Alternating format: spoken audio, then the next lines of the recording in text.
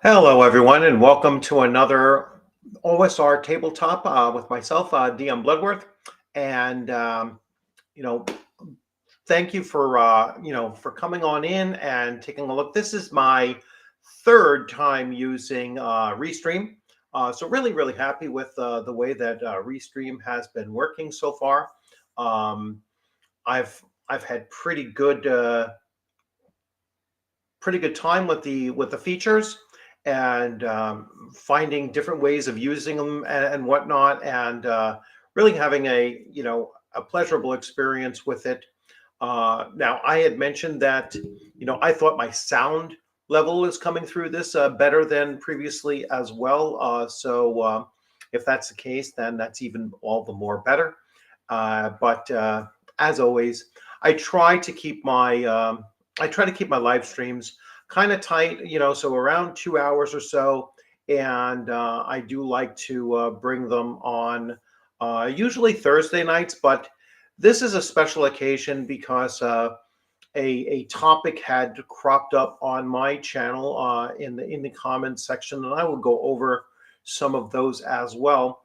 But these were related to my my discussion that it was just my perception that much of the attacks and the vitriol put at the old school Renaissance or old school revival or old school role playing, however you want to, the OSR in general, as well as in some cases independent game publishers and their authors and creatives and whatnot.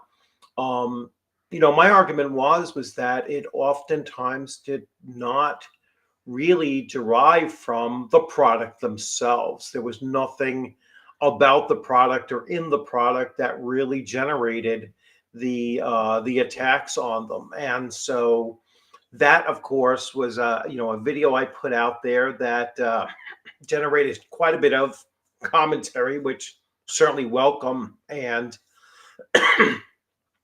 almost like an open world concept. When you put out a live stream and you're not scripting it, you're letting it kind of take the free flow and go forward and just responding to comments and everything. It kind of drives you into a direction that you might not have been anticipating. And I wasn't expecting to have to revisit Wizards of the Coast's disclaimer on drive-through RPG for all of the earlier products that they own, including 4E and 3E and or 3.5 and 3 and 2, and then all the older OSR, I'm sorry, not OSR, TSR era Dungeons and Dragons and other tabletop role-playing games that they created as well. And this disclaimer kind of applied to them all. Basically everything pre 2014 was hit with this disclaimer. And I just felt like the need to go back over this again and kind of deconstruct that disclaimer and to put out why I don't think it's just unfair to the OSR. It's unfair to those legacy creatives that were associated with the earliest days of Dungeons and Dragons, and the other games as well.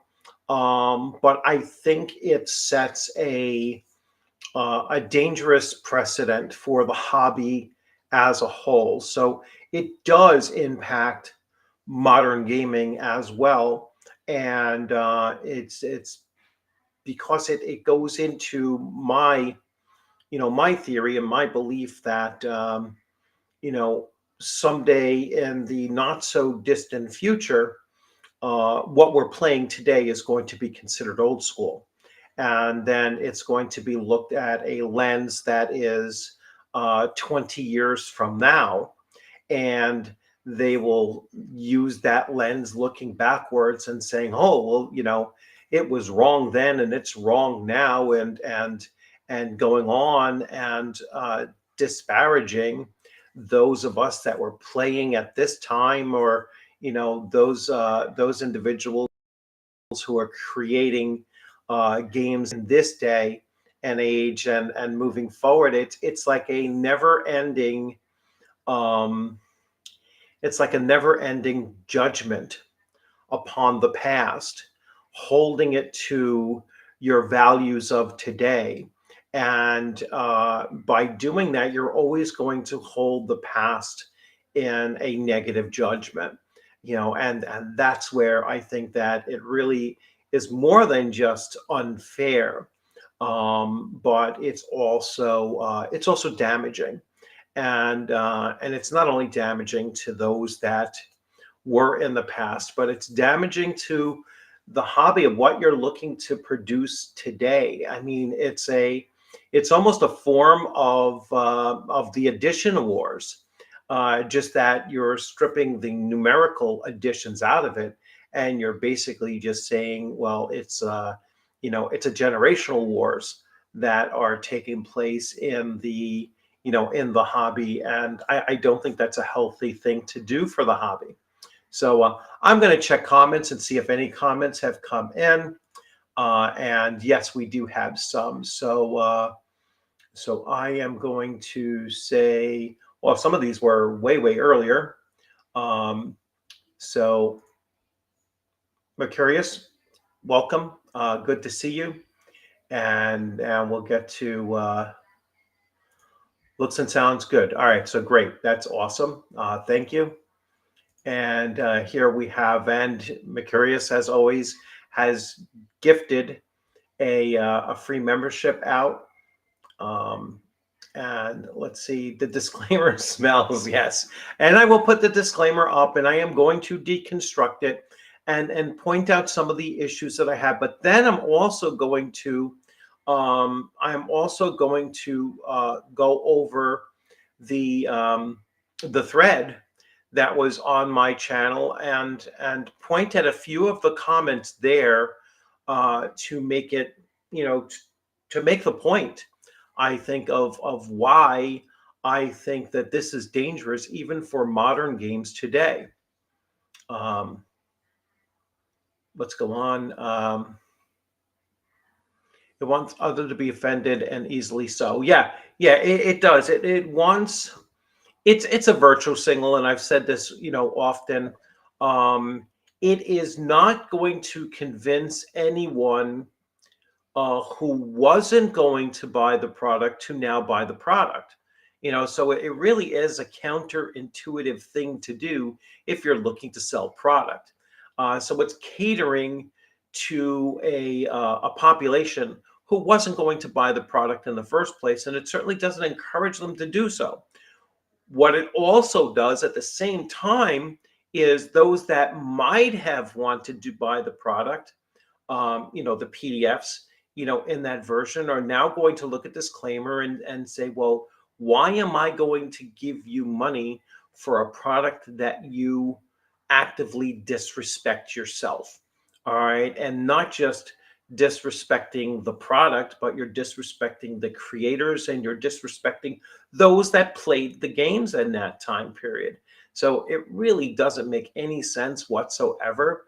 And quite frankly, I would love to know who is responsible for putting that on there, because when Wizards of the Coast does its job cutting that seems to happen, every December now, hopefully that's one of the individuals that goes, because that really is not a good way to market your own products to the consumer or potential consumer. Hey, how's it going, Mobius? Good to see you. Yeah, they don't mention their own. Well, actually, let me. They do include in the disclaimer 3.0, 3.5, and 4 and 4.0. So they do, but the individuals that are in power today, the individuals that are in charge of Wizards of the Coast and Hasbro today, are not the same individuals that were there pre 2014. All right. So that has since changed. And the disclaimer came once that change was initiated around, I want to say around 2019 or 20 or so, is when this disclaimer first hit. I mean, I could be off by a little bit there, but it was certainly not during the time, for instance, when Michael Murrows was the lead designer of Dungeons and Dragons. So it was an early 5e time frame. It was the latter portion of 5e. So sometime after 2019 is when the disclaimer hit. So coincidentally, as soon as Jeremy Crawford and Christopher Perkins, kind of took over that role. Now, I'm not saying that one or the other or both were directly involved with the disclaimer, although it wouldn't shock me if they were, but it's certainly their time period that it was put in place. It's about to show how exquisitely delicate their moral sensibilities are. Yes, it certainly does. Hey, Stephen. Now, if anyone wants to jump in, I am going to put the invite up there. So that is going up and up to 10 of you, because I know some people said that they wanted to join in as well. So that is there, and that is the link that you can hit, and you can come right in, and I will get a little indicator and see a little see a visual that someone is in the backstage area, and I will bring you in as soon as I can. So let's get to the disclaimer, and I just want to bring it up here without, and it's not going to let me see the thumbnail, is it? So let me come up with a different way of doing this. Originally, it was big enough for me to see and expand so I can read it, and now it is not. So I will be right with you, and let's pull up the disclaimer so that you can see it. Let's see. Oh, I want to do that, and I have somebody looking to join in, so I am going to need more cowbell. Hey, how's it going, man? I'm All doing right. well. How you doing? Yeah, let me just try to fix this here. My own mess up. I thought it was going to be here. Let's see. Let's see how I can bring this picture up here so that you can all see it. Save pictures, and then I'm just going to do WOTC. Nope, that's not what I'm looking for. Oh, you're searching WOTC. Disclaimer. There we go.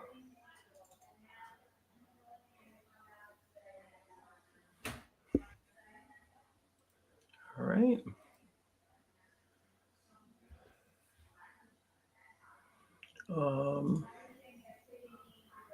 And now let's see if I can. I'm sorry, everyone.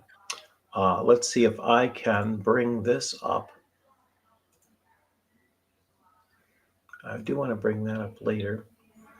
So share window. There it is. So here we go. Okay, I'm hoping that everyone can see this now clear. And I am going to read this off. So, we, wizards, recognize that some of the legacy content available on this website, Drive-Through RPG, does not reflect the values of the Dungeons and Dragons franchise today. I completely agree with that. That is perfectly fine to make that statement. All right, because they're basically saying, we don't necessarily agree with everything that is in print here today. Fine. Some older content may reflect ethnic, racial, and gender prejudice that were commonplace in American society at the time. This is where I disagree with this. Dungeons and Dragons, ethnic, racial, and gender, whether it be gender roles or whatnot, are in the context of a fantasy setting. All right. The racial groups of Advanced Dungeons and Dragons was human, elf, half orc, dwarf, halfling, and gnome. All right. They're not talking about human ethnicities or human racial differences. They are talking more about species than they are racial groups, unless you're putting it in the proper context, where an elf is a different race from a dwarf, which is a different race from an orc or a human or a halfling or a gnome or whatnot. So to say that it was commonplace in American society, no, elves and dwarves and halflings and orcs were not commonplace in American society. All right. And any ethnic differences that were represented in, let's say, the world of Greyhawk were not the ethnic differences of the real world. It was a fantasy setting. All right. And so that second or third sentence there is not an accurate statement to make. All right. Next, these depictions were wrong then and are wrong today. No, they weren't wrong then because they were fantasy fiction constructions in the context of that. So they weren't wrong then. All right. If anything, Gary Gygax's creation theory of the orcs was dramatically different than that of J.R.R. Tolkien's. And so you have that difference there as well, where you can see that it was separated even from other fantasy fiction. All right. And so to say that it was wrong then and wrong now, as it is wrong now, is just not a fair and accurate depiction of what we're talking about. This content is presented as it was originally created, because to do otherwise would be the same as claiming that these prejudices never existed. They didn't exist. That one line there is saying that our disclaimer, our claim, is actual fact. All right. And so you do not get to do that in a disclaimer. All right. To declare that your belief is an actual fact. All right. And then Dungeons and Dragons teaches that diversity is a strength, and we strive to make our D&D products as welcoming and inclusive as possible. Nothing in AD&D first edition, whether it be the Player's Handbook or the Dungeon Master's Guide or the Monster Manual, was exclusive. All right, it never discouraged anyone of any background or gender or sex or race or whatnot to play the game. All right, this part of our work will never end. Well, fine, you can say that you are trying to market your game to the most broad audience, and that's perfectly fine. But D&D during the TSR era was never not looking to do that. It was never explicitly saying this game is only for white male players. All right. And so this is why I go back to this and I say that this kind of a statement can then be used 20 years from now on D&D 5e. All right. And, the people will once again, that are in their 40s and 50s and whatnot that started playing 5e are then going to have to come back and say, hey, this isn't how the game was when I was playing it. This is not a fair representation of what the game was designed to do. So, and I'm going to stop sharing and switch back to over here. I hope that went through fine and you were able to see that screen as I was sharing it. Need more cowbell. I will leave the floor to you for a bit. Okay. Let's unpack what they said, because I think it's really interesting. This is a kind of word salad that comes out of legal and public relations. What they're saying is mistakes were made. I'm not going to tell you what mistakes were made. And I'm not going to do anything about them, what mistakes were made, because if I point out where the mistakes are in any specificity, someone is going to come back and say, hey, what about this? You didn't talk about this being a mistake. Or are you sure that's a mistake? And what they leave themselves open to is every one of those corrections being picked apart now and into the future, because that goalpost is going to move. You're right. It took decades to get to this point where some of the ideas that are in these old gaming books, adventures, etc., are radioactive. What's going to be radioactive in 20 years? Who knows? But they're sort of future-proofing it by saying, yeah, mistakes were made. I'm not going to tell you what they are. I'm not going to do anything about them, because then you can re-engineer what you think I'm upset about. So it's legal word salad, PR word salad that means absolutely nothing. It will satisfy no one. But it's interesting on a couple of different levels. And the level I think it's really interesting at is where WOTC is with its legacy customer base. And that means, can you have a product or a movie or a YouTube channel that is slightly mainstream, that appeals or is relatable to disaffected men? And I'm not sure you can in the current culture. I'm thinking that they're thinking that, anything that, would appeal to, say, supporters of a certain orange man politician, is radioactive to the people they think that should be their customers. The problem is that these old customers they have are exactly those people. They are disaffected men that grew up in the 70s, 80s, and 90s, that were sort of on the outside of Main Street culture. They didn't fit in. And the problem is that WOTC, says absolutely stupid things like, we can't wait till you leave the hobby. Yes.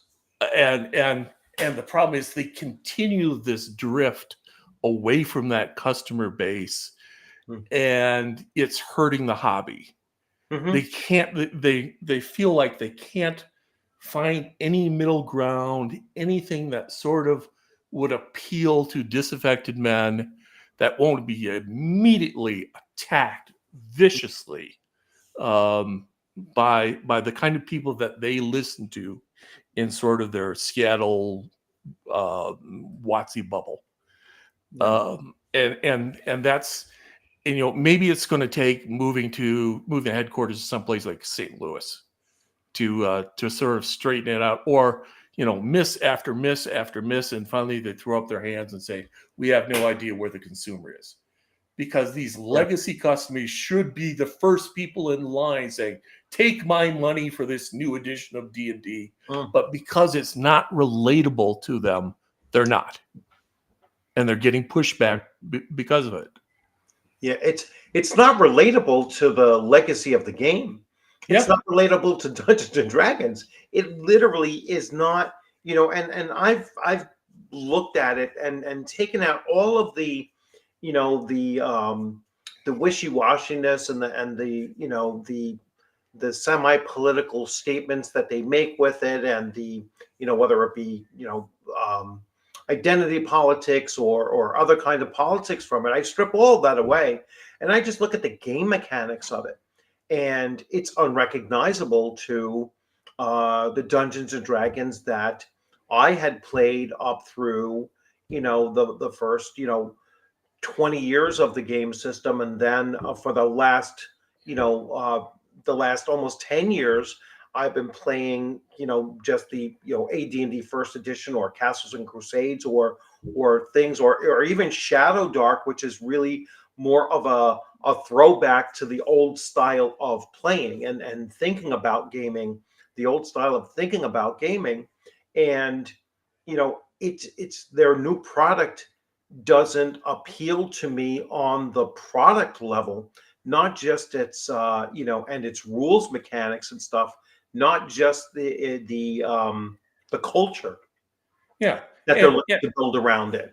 Right. And their last sentence is just utter hypocrisy. Hmm. We're all for inclusion except for you. Yeah. Yeah. And I know someone said, who is how many half orcs are playing today? None, because they removed half races. They said it, half races are too problematic for us to think about. So to have a mixed race in a fantasy setting is too controversial. So we're just going to remove them. And so it's like it's almost like it's a self-own, because they're actually stating that we are so hypersensitive of race that the idea of mixed race is something that's radioactive to us, and so they're not even going to include it. I mean, that just blows your mind when you're thinking about it. It's a very, very bizarre thing, for me when I'm looking at it, and I have the experiences that I've had where race has been a thing, right? Whether it be when I was in the military, and then when I went into public education, and I was in public education for 2.5 decades. I was in the inner city of New York City, teaching in the South Bronx for 23 of those 26 years. And I've seen every aspect of race that people would see, and it's just it to be that racially conscious is counterproductive. It really doesn't create bringing anyone together over it. It's divisive, Right. and that's all that they're really looking to do. And they're looking to be divisive generationally. All right. And like I said, that ball, and like you said, that goalpost, it's going to keep on moving forward. And, if you started playing, Dungeons and Dragons in 2014, is it by 2034, the people at Wizards of the Coast or Hasbro are going to start saying, oh, well, you know what? We're going to put that disclaimer on 5e now. All right. Because that game doesn't reflect our current social belief system of today. And now you're a reprehensible person for playing that edition today. So Yeah. Yeah. Did anyone in growing up in like the 70s, 80s, and the big ninja kung fu era Yeah. think that the term martial arts was somehow problematic? Yeah. Heck, I mean that. every kid in Yeah. grade school was learning karate or taekwondo or Yeah. something. Bruce Lee is scratching his head, being like, "Wait, well, how the hell did martial arts become something that was culturally appropriated and now is a negative thing?" It's just they're searching for the magic pill that is going to make those that don't buy their games say, "Oh, but he's one of the good ones," or she's one of the good ones. They're above this kind of a thing. They are virtuous in their belief system because they said that martial arts is derogatory or mysterious and exotic. Those words are derogatory, or Oriental is derogatory.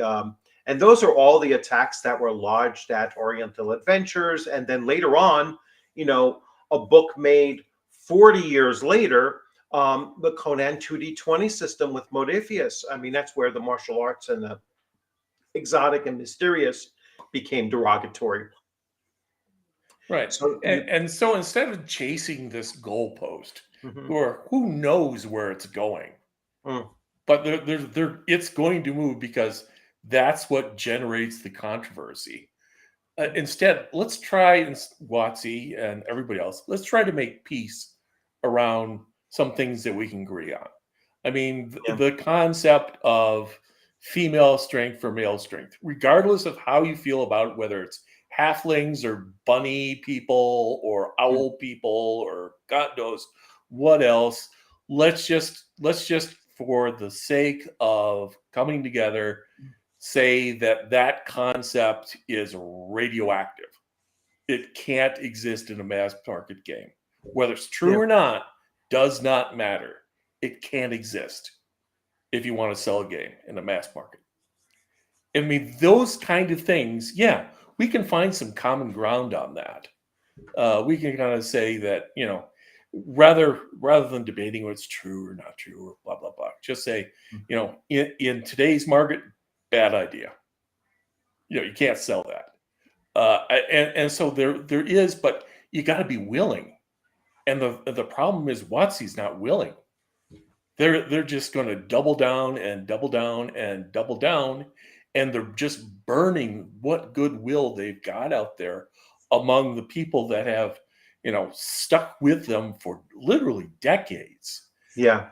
And it's unnecessary. It's like, why are you doing this? There's a reason Mattel stock is up 75% in the last 5 years, and Hasbro stock is down 40% Yeah. because Yeah. keep shooting yourself. Yeah. Um, I wanted to point to what Goldie is saying here. So I'm grateful we had Guy Gax and Arneson to create this beautiful game. And the thing is that I don't think that Wizards of the Coast or Hasbro, certainly not Hasbro, um, I don't think that they care about the tabletop role playing game anymore. So they don't care about us that have been holding the game up for 45 years. They are, or 50 years. They're looking at it, what is our next 10 years going to look like? And that's all they care about. And their next 10 years, what they really do want is a computer game. They do Sure. not want tabletop. They don't want to print books anymore. This game is going to go completely digital. And so they don't care at all whether there is zero sales for the PDFs of the older editions, or the other games that they will never republish, so Yeah. they're perfectly happy with keeping them in that space so that they don't have to expend any money whatsoever. um, they literally made the worst copies they possibly could of PDFs. I feel that they probably just busted open a book that they had and scanned it and then just threw it up there as a PDF without any, cleaning it up at all, making it look halfway decent. So you have no concern whatsoever for the quality of the product that they're putting out there, and then they're certainly not going to produce it in a physical copy of it, and because they know, I think that if they did put those out in physical copy, that they wouldn't sell their new stuff. People would be playing the older stuff to begin with. That's happening anyway. Yes. And the problem is, you're putting all your eggs in one basket. Better not miss, Yeah. because things can go down real fast because you have no diversification, Mhm. and you've burned your best customers.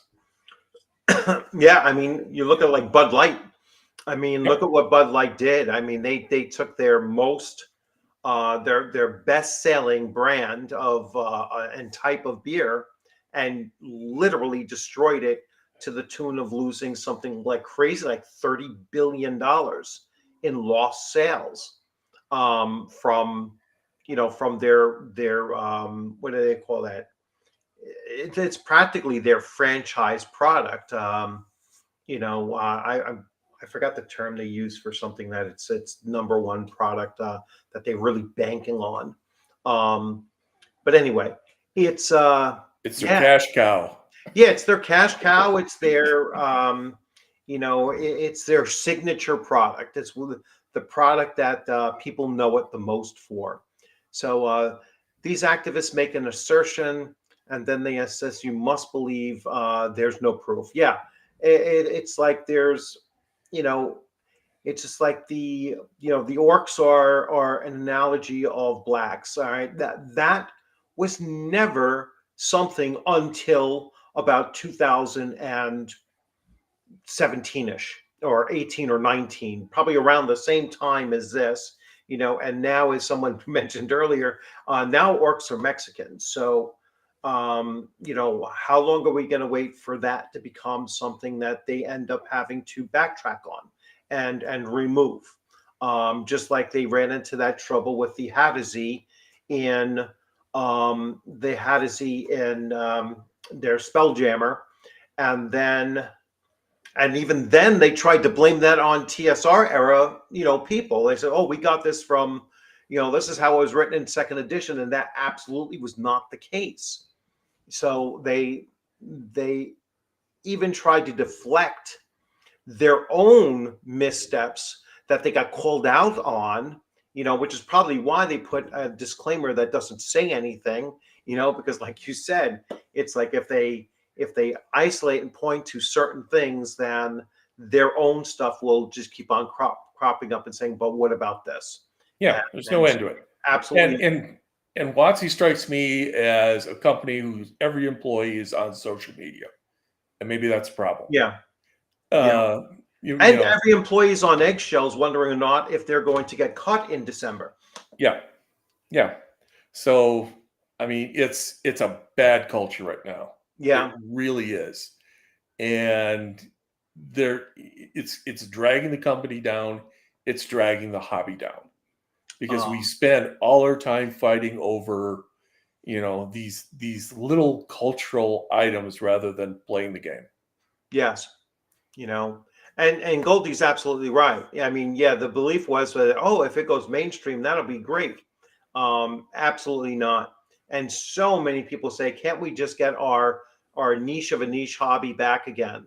And I can't wait for the 90% to leave so that the 10% that have been carrying it for 50 years can carry it for another, 30 years or whatever, amount of time we have left ourselves, to just play the games without being bothered by anybody else. And that's something that has been a reoccurring theme I've seen as well when the cultural warriors try to say, well, why don't you go and make your own thing? And so we make our own thing, and then they says, well, you're gatekeeping, you're not letting us in. And then if you do let them in, then they say, well, this is how this should be done, and we're going to push you out and then restart from scratch again. It's a, there's a diagram where it shows like the circle of destruction that they follow, and and there really is no way to look at it other than the fact that mainstreaming has been terrible for Dungeons and Dragons, and it's not great for the tabletop role playing hobby in general either. Yeah, there's a bunch of people that don't have the interest of the hobby or the game in mind, and there's no pleasing them. The only thing you can do is whip out that ban hammer and just kick them out. Yeah. I'm sorry if that's gatekeeping. I'm a gatekeeper. Yeah. I mean, if you're not gatekeeping your own table, you're going to lose your other players. I mean, it's bottom line is that once you get a nice steady group of players, you need to be very protective of that. And I've never had a problem with filling up a table. And at conventions, I don't have a problem with people signing up and sitting down and playing. I don't encounter, and this is something else I was trying to make in some of those other videos. When I go to conventions, I'm playing with or nearly complete strangers. Sometimes I see the same players year after year from at different conventions. But for the most part, it's a whole bunch of new people I've never met before sitting down at my table. None of them are bringing any of this nonsense, none of this political nonsense, none of this, well, this is the character that I want to, play or whatnot. Most of the times they'll just take the pre-generated characters and roll with them.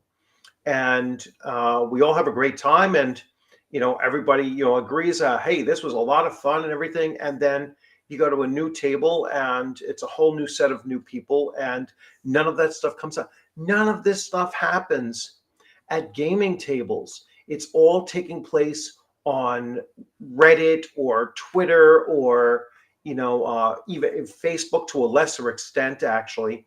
And it's just not what gamers actually talk about when it comes to gaming. Right. This is the product of WOTC employees being on social media. That's what it is. Yeah. And they feel that they have to react to it because that's their bubble. It may not be reality, but that's their bubble. Yeah, they're talking about Injun Joe says WOTC, otherwise known as the Bay Area BS, is spread from San Diego to San Francisco, infesting the culture through corporate HR, robber barons like Hasbro. Yeah. Yeah, and it is spreading it was spreading into the computer gaming realm, and there's been some real pushback as of late against a lot of those things because those games keep on failing. They talk about Sweet Baby Inc. is getting blocked from working with game companies now. They're just rejecting anyone even associated with them to appear anywhere in their in their credits because it will tank the sales. Like no one wants to touch anything that they're producing with a 10-foot pole. Yeah, but WOTC has their own cultural consultants, and it doesn't really matter if they're in-house or out-of-house. It's the same thing. Yeah, and their sales show for it. Their sales are not, their sales are not great. If their sales were great, they'd put them out there. All right, and they wouldn't try to obscure them. They wouldn't try to say, oh, well, this is our physical sales and this is our digital sales. They would actually come out and say, this is our physical and digital. This is how much we sold on Amazon. This is how much we sold in how. They would be out there, numbers, and just revealing it all across the board. If they were on the New York Times bestseller list. If they sold 500,000 in any form, they'd be out there telling you exactly where those numbers come from. All right. But they're using that legalese kind of, well, we sold 3 times as many as Tasha's Cauldron of of everything in its first week. Right. All right, which The means absolutely nothing either. It's like the fastest selling. What does that mean? That means yeah, that we had a bunch of pre-orders, and the minute this thing went live, we processed them. yeah, That's what yeah, that means. It has nothing to do with how many units we actually sold. It was yeah. just a literal, from the time it began to the first order was processed, however many nanoseconds that was, man, it was the fastest. Yes. And it was double sold, because they double dipped on the numbers, because if you bought the Yeah. bundle, that counted as 2 sales. All right, and that's verified.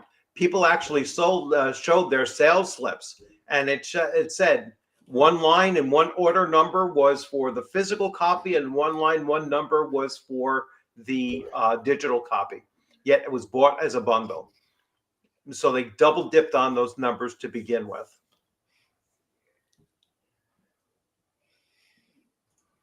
So let's see. Hey, Ajax. Anyone feel torn purchasing old school products with respect to the older creators and not wanting to support DM's Guild purchase? I'm absolutely there. I will not buy anything that has that disclaimer on it.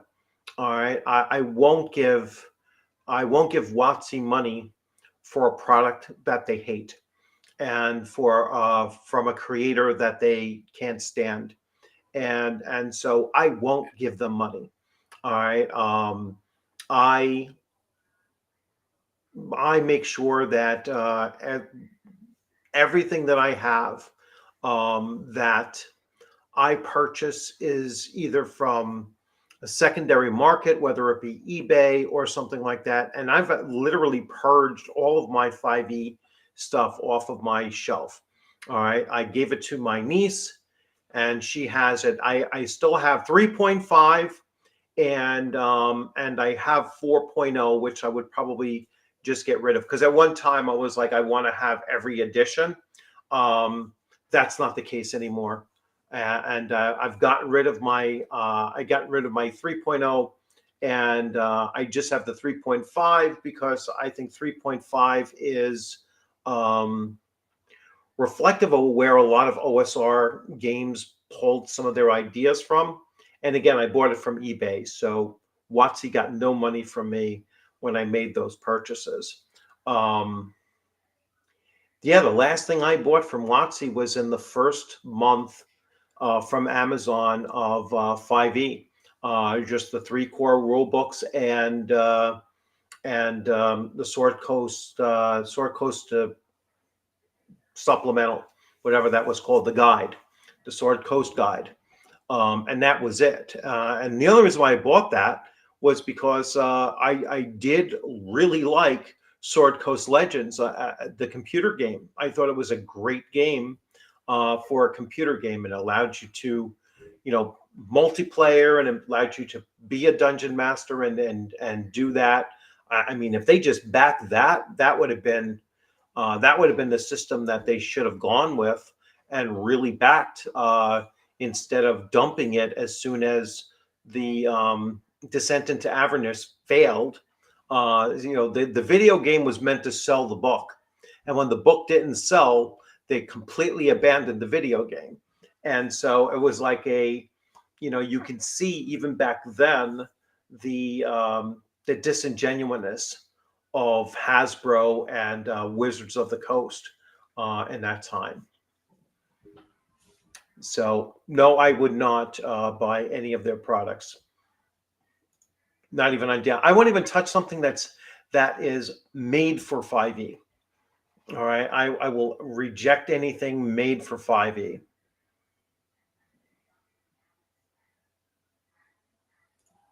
All right, let's see. Let me get caught up on comments here. Paul, hey, how's it going? We are not the audience for this version of D&D. Disclaimer is to dissuade the current customer base from reading older editions. Yeah, that certainly is it's certainly a possibility. But then the best way for them to do that is just to remove them. I'd rather them remove those items from there at all then, you know.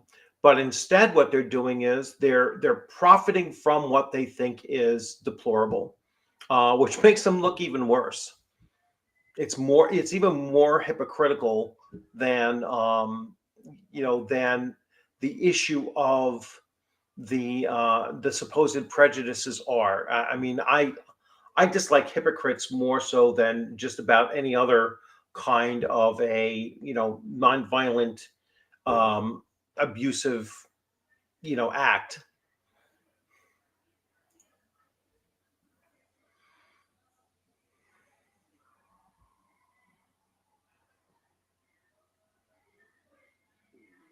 Yeah, yeah, I agree, Engine.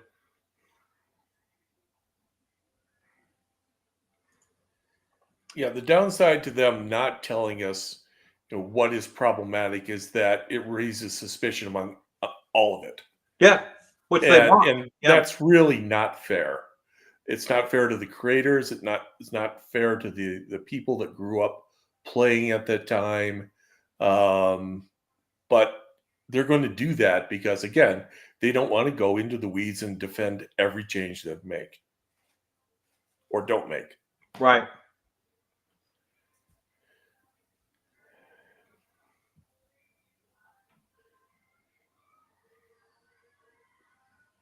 Yeah, sometimes, so as Panthers, sometimes you could find, I mean, it's harder and harder to find them.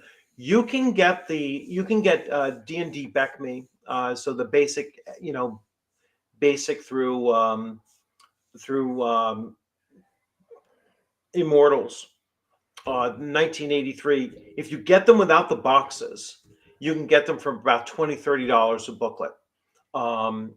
As a set when they are in pairs and everything, maybe $40 for the pair. So under current, standard prices for a hardback. So you can, as long as you're not looking to get them completely, factory sealed boxes, you're not going to pay a lot. The hardcover books are going to run you around like 40 to $80 or so. Again, it's still not putting it that far out of the price structure of today, which is like 50 to, let's say, 70 range. So they're not that far off, unless you're looking at Deities and Demigods, the 144. That's going to run you around $200. I was really lucky to get it for like 120.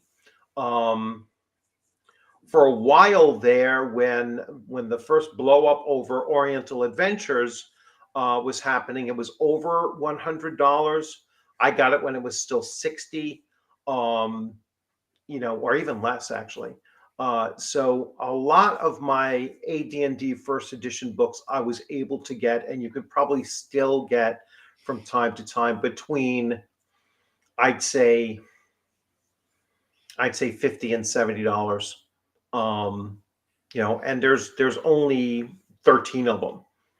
So I know that sounds like, oh my gosh, I'm going to spend, $800 for the entire thing.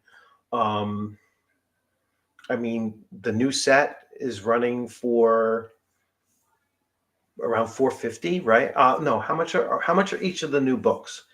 They're I think they're 60, aren't they? they're 60, so you're going to pay 180 for all three. Oh yeah. I think they're Oof. higher than that. I think some of them are higher than that though. But all right, so you're going to pay 180. Um, you can get the three core rule books for AD&D for, I think, less than that. I think you can get them for less than that.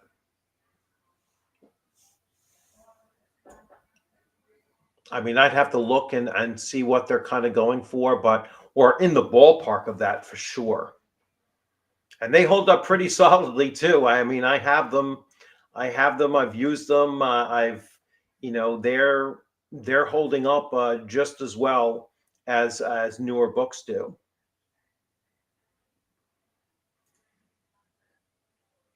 All right, so this is the point I always bring up. If WOTC ever decides to strike my Dragonlance content, it's all 2E and was covered under OGL, and WOTC disavowed the earlier materials saying so. Yeah. Um, yeah, they said nothing prior to 2014 is canon. So they're not going to. I doubt that they'll ever regurgitate. They're only going for the big franchises that they think they can make some money from it. But notice how they don't touch R.A. Salvatore's stuff, right? So they don't touch Drizzt and they don't touch that kind of stuff because he must own the character. All right, so I don't know what the nature of his contracts were with TSR back then, but he owns the character, so they can't touch him. Just like Hickman and Weiss kind of own Dragonlance to a certain extent that they can't just put out stuff, or they can't force them not to put out stuff for Dragonlance.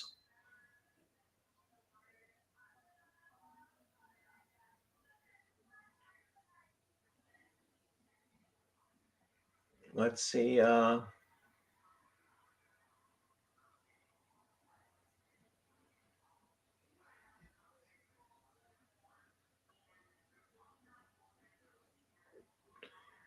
let's see. I'm just looking through some of the comments.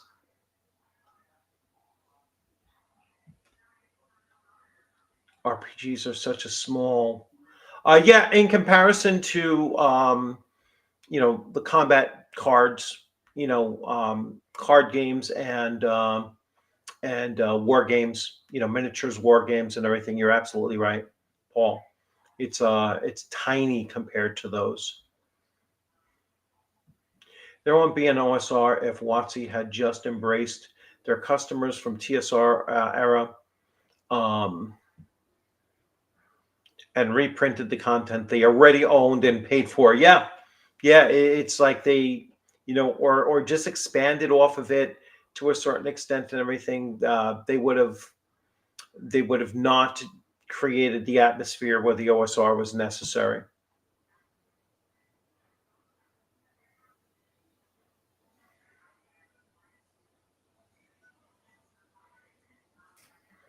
Okay, so let's see. So one of the things kind of related to this, Hado Z, yes, Hado Z was, that was their big thing, and they kind of alluded that whoever came up with that backstory for the Hado Z was kind of, sent off to the dungeon of Wizards of the Coast, and then eventually released. I mean, maybe the Hadazee backstory was Michael Merle's. I'm not sure, but whomever it was, they definitely threw that person beneath the floorboards until they've finally, I think, released that person.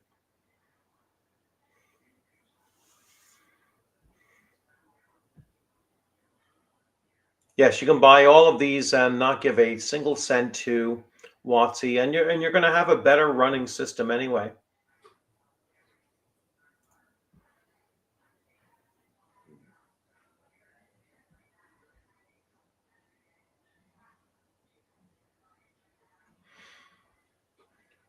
All right, so let's see. Oh, excuse me. It's been a long day. I've been having a lot of computer problems today, trying to get my what you call it going.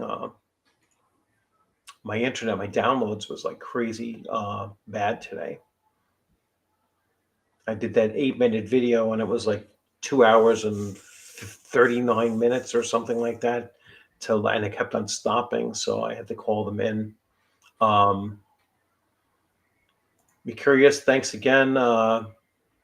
So gifted a membership, and Law Dog received the membership. So congratulations, Law Dog. Yeah, I'm going to be giving out the free memberships for this month. I forget if I did that already, the first 5, but I'll definitely put those out as well. Um, let's see. Oh, someone else wants to. No, I thought so. I thought so. If someone wants to join in the chat, I will put that up there again, and anyone else can jump right in here. The minstrel show, monkey race, yeah, mask off. So let me talk a little bit about, because this also came up at the same time, and I want to share this here because this is a real trip, and we get into the context of the of that as well. So, all right. So here I am, and hopefully you're able to see this. Hopefully you're able to see this well. If not, I do have a way of expanding this view, and I will see. So where I wanted to jump in on this, and I think I can do Control and plus and make it a little bit bigger so that you can see even better. There are a couple comments in here. So so here's one that I wanted to take a look at. I'm going to try to trim out the person's name very quickly. In fact, fun fact, this Lamentations of the Flame Princess rulebook that you are showing as an example of just rules has rules for rape spells. And people chimed in. I said, well, my first response to that was, you mean mind control?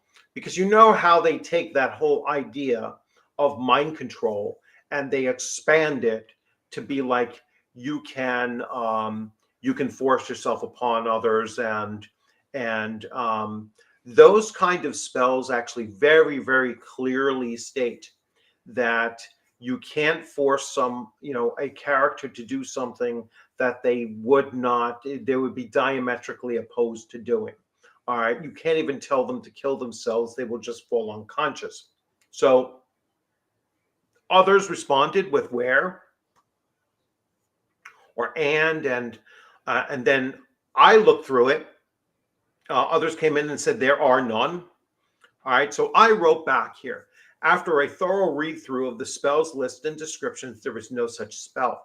This is the perfect example of outsiders attacking a product with either no real knowledge of the product or with ill intent to slander the product or its creator. And at no point did this person come back in and show where it is. Another person comes in here. I'm pretty sure there's a book, an adventure book that has that kind of thing taking place, and it also goes to also in general the OSR tends towards holding older views on things such as race and alignment or races and stats, which are controversial attitudes in modern times.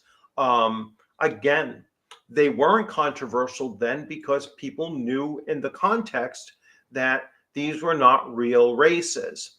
Now, if you look at, if they tried to say, if you're playing a human and you're playing a dark-skinned human, and that character must now have a -1 to intelligence and a -2 to charisma, then I would agree with you.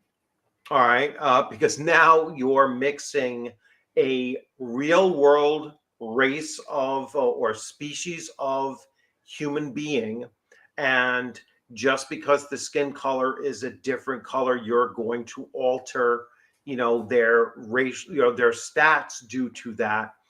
I am in complete agreement that is that is racist and that's bigoted and prejudiced and should not be tolerated.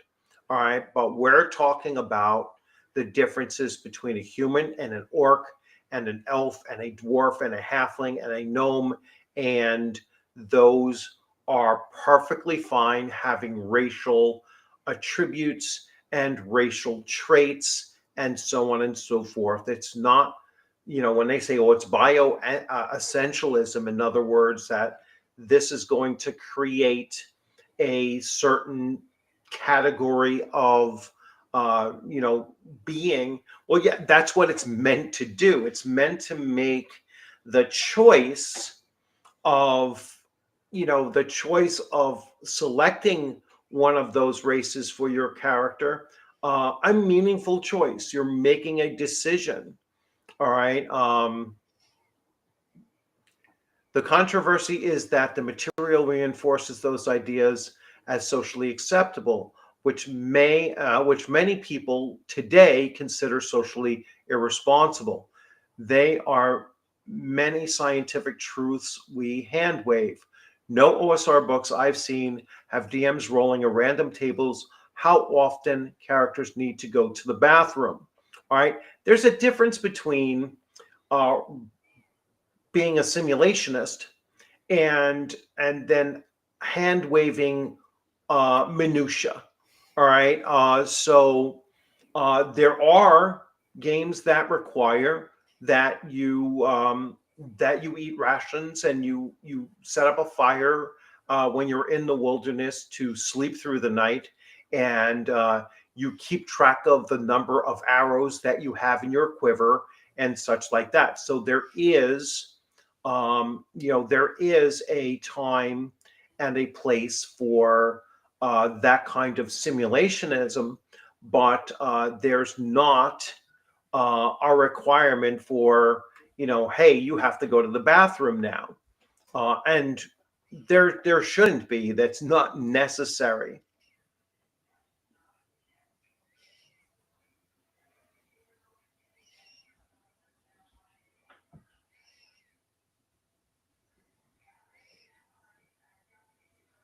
All right. So I just wanted to show that as an example, I like of how far some of them will take that. And it's kind of it just shows you the level of disingenuous argument that they're willing to make.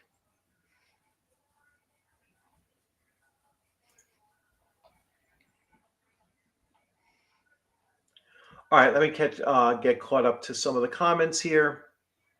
And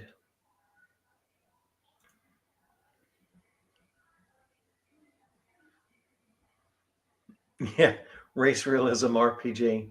Yeah. In all honesty, I think, all right, so let's see. In all honesty, I think it's people who get high and then decide to get on social media, and hence they get introspective on things nobody else cares about. They fixate on stupid stuff. Yeah, I really do. I think um, it's a product of going on social media and putting out, things that you think is just going to raise controversy, and you're not truly invested in what you're talking about. And as I had shown in that thread there, every time the person was challenged on an idea, he didn't back it up with evidence. He just ignored that challenge and just kept on rolling with other stuff. So it's not someone, I believe, ever played any of the older editions of Dungeons and Dragons, and it's just somebody who is, just going out there and being, oh, I'm going to throw this shade at, this thing, and sit back and just laugh and see how many clicks I get on this. Yeah, let me boil that down. Yeah, He's an a-hole. yeah, it's like, yeah, it's exactly it. It's just somebody who has nothing, no skin in the game. The perfect example of that was that guy that was coming out with the orcs are racist and the orcs are black people and everything. And then during that long diatribe that he was going on that one Twitter thread, he just came out and he said, well, I actually don't even play Dungeons and Dragons. He says, I've never played it before. You know, he was just completely a hobby tourist that had no connection to it whatsoever, and just ran with it, and was just creating creating a circumstance that had no bearing on him whatsoever. Yeah, they let 14-year-olds online, I guess. Yeah.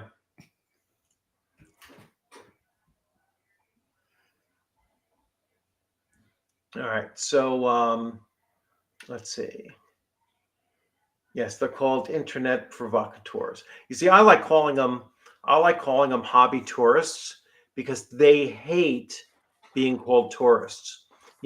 Especially those that actually do have somewhat of an experience in the hobby.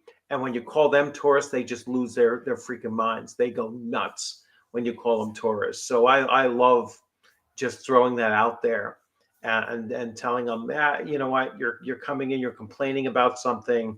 I look at I look at your previous statements and everything, or I look at what your you know what videos you have on your channel and everything, and I see nothing related to this hobby. Then that's what makes you a tourist. You're just somebody who's stepping in, throwing out some random comment there, and then backing away and just watching what flows out of that.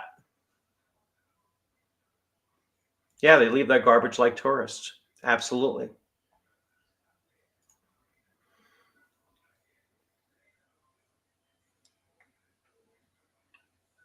So I am going to. So I'm pretty much. I think that I don't want to beat this dead horse too much, because I did a video on this about 2 years ago, and and so I don't want to keep on beating this dead horse over and over again. The only reason why I brought this up was because of that related issue. And then all of a sudden there was like, well, the old editions had all of these problematic issues with them, and it brought me back to the idea of the disclaimer. And what I really do see that disclaimer as being an encouragement for the continued attacks on, whether it be OSR or independent games, and even to modern games today. So it's going to keep on coming back at modern games today, where people are looking for it then. And in some cases they'll be like, oh well, they'll attribute some of these things to games that they've never read, and they'll say, oh well, just like that thing with Lamentations of the Flame Princess, and saying, oh, this contains spells that do this and that and the other thing, and you look through it and it doesn't.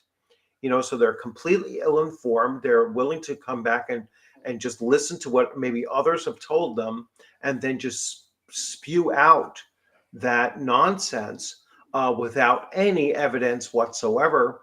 And this is going to hit modern games. And it does in many cases. I mean, I can't tell you how many times I've seen, these comments made about Shadow Dark, that it's like, no, it really doesn't do that at all.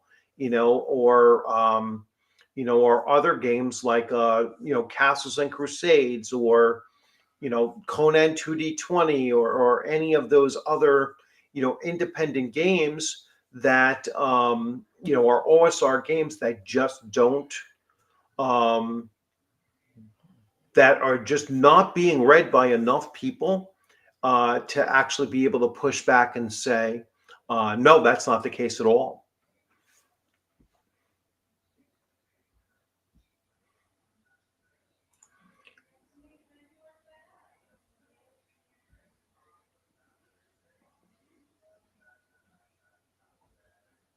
Yes, thanks a lot, Curry. And yeah, I mean, it's just it's a shame that they care so little about the IP that they own, that they're willing to throw it under, under the bus, and to really disparage um, those that would still play it, and those that created it, and those that they really, like Need More Cowbell said, they really want to discourage people from actually buying it. They don't want people looking at the older game system, so they put a disclaimer up there in the hopes that, yeah, that will drive some people away, and they're certainly happy with us saying we'll never spend money on it, because they really don't want it out there. They just not courageous enough to say, we're just not going to sell it. We're going to mothball it and leave it in a vault, like they have with so many of the games that they used to have. They still have control over. They can produce Boot Hill. They can produce you know Indiana Jones. I mean, as far as I know, they can produce Dark Sun. Dark Sun. They can produce, they can't produce Marvel superheroes, because that, obviously belongs to Disney at this point. But, they could do Star Frontiers. They can do Gangbusters. They could do, any of those other game systems that they still have the IP for. Actually, I think they lost the IP for Gangbusters, because I know Mark Hunt makes Gangbusters BX, but I think he had to make it, just like Tellurian took Secret, Top Secret, and was able to produce Top Secret under their licensing. But yeah, they still have a lot of IP that they'll never produce. And like you said, most of those world settings, they'll never put out those world settings.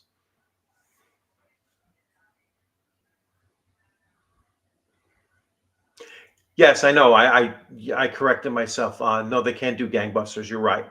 Um, Although I'm not sure, because Mark Hunt does Gangbusters BX, so he's converted the old mechanics of Gangbusters to match up with Dungeons and Dragons BX. So I'm not quite sure if they don't.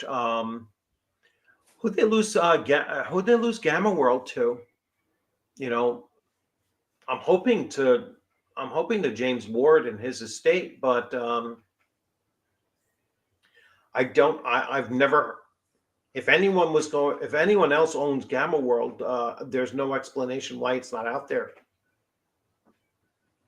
Why that's not being worked on.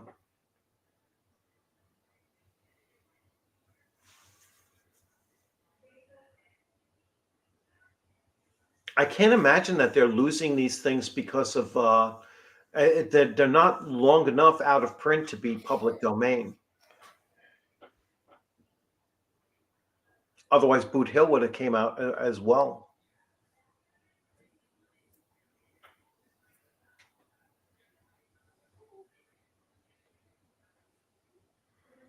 Yeah, but who owns it?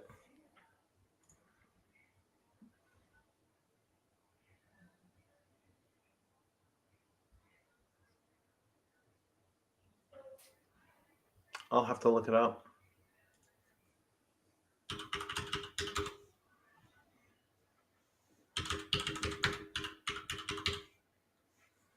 All right, let's see.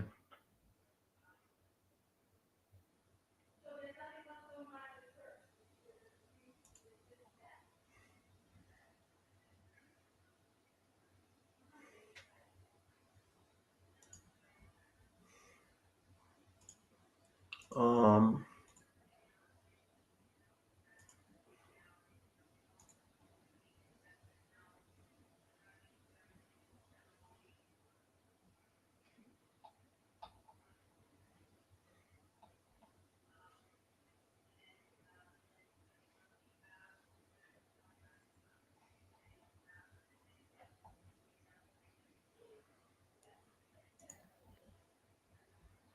I'm trying to figure out. All I see is web pages. I don't see an actual.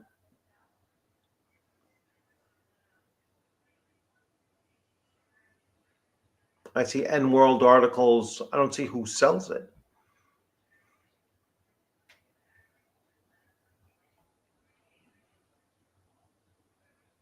I see Gamma World expansion for Wizards of the Coast on Amazon. Let's see who owns this.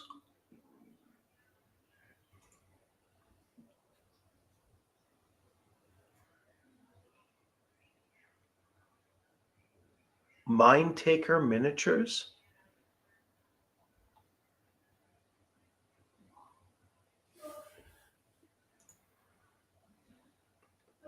Is it a minute? No, it's a role playing game, I guess.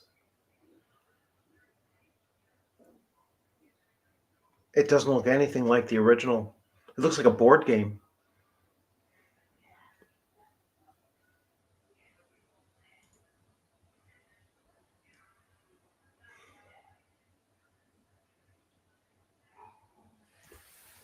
All right. Anyway, I can't see who does it, but they have a license through. Oh, so they have a license through them. All right. Seventh edition is by Sword and Sorcery Studios, but they have a license through Wizards of the Coast.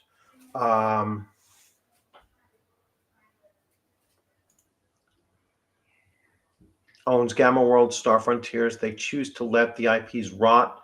They went after some indie Star Frontiers fans not long ago. Yeah, well, they were the worst kind of people that you would want touching anything that would be able to resell. So, yeah, that was not a good group. If they went with the original people that were working on Gamma on Star Frontiers and not new TSR, that would have been fine. So if that was the people that are running Star Frontiers alive and well, that group of people would have been perfect for them to do it, to do it with.